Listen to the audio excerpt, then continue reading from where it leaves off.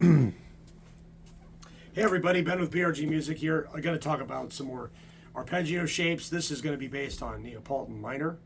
I'm going to do like C major, C, D, E, F, G, A, B, C. And unlike my C major slash harmonic, A harmonic minor where I raise the G, I'm going to raise the D this time. So C, D sharp, E, F, G, A, B, C. All right, so the first chord, the C major 7 does not change.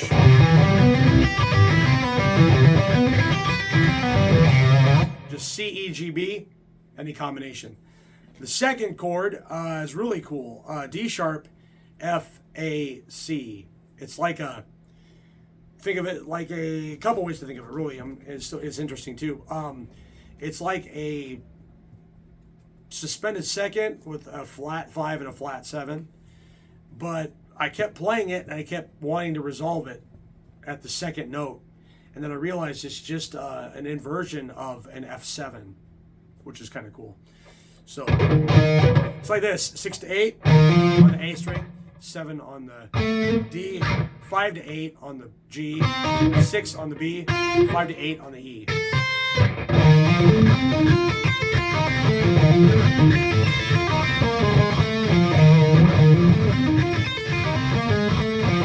The trick is the fingering's kind of messed up because it's I've tried to play it a couple different ways. I like to do it this way, but I just sometimes can't.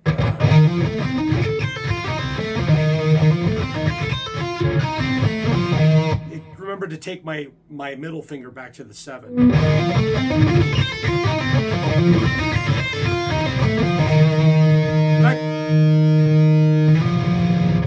I keep wanting to hear that F again, resolve it, and that's how I figured out it was an inversion of the F7 chord because of that.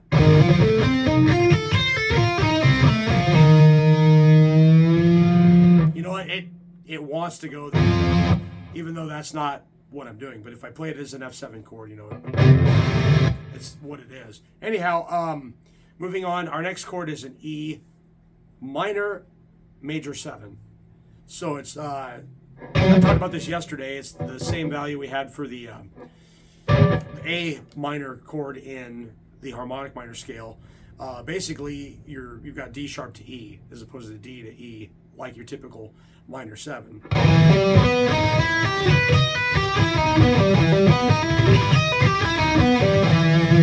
really cool sound, right? The next chord is F major 7. It doesn't change because there's no D's in it.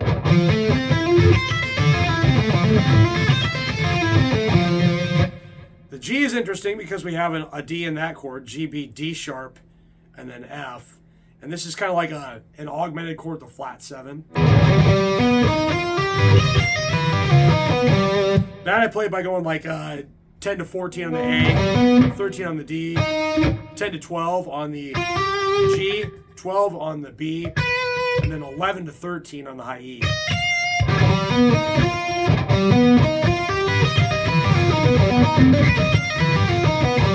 Very interesting sounding chords, right? Some of these are really... That one doesn't sound so odd and crazy now that I think of it as an F7. But these other ones... That's bizarre, right? Next chord is A minor 7. No change from your typical minor 7. A, C, E, G. Like that. Then after that, the B, the diminished chord, half diminished. Well, it gets kind of weird here because we raised that. The second, because B, D, F, and then A, is going to be B, D sharp, F, and A. So I'm going to play 14 to 18 on the A string, back to 15 on the D.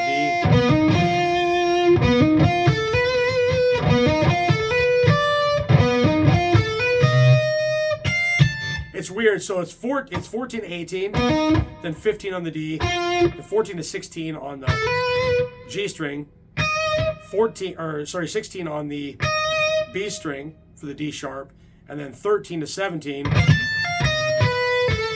on the high E string. You get a really cool.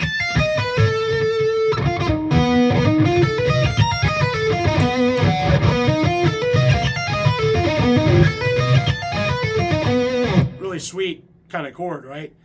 And then the last one, of course, we're starting back over at C major. Like that. So all together is C major 7, D sharp, sus2, flat 5, 7, E minor major 7, F major 7, G augmented flat 7. There it is. A minor 7. What do we call this one? B sharp. I don't know. Like B flat 5 minor B flat 5 7. Because it's not a minor chord because it's got the long interval, right?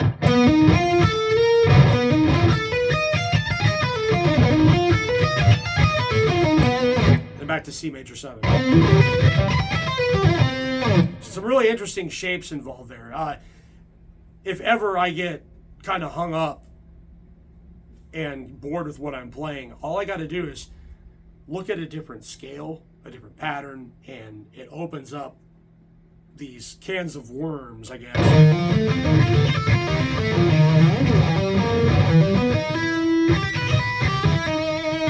You know, it gets you some really cool kind of sounds. I really like the way that the G and the B turned out here.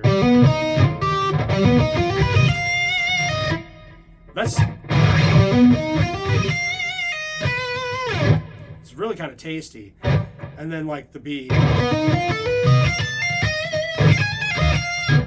I don't like the way that worked, so I'd have to like think about it.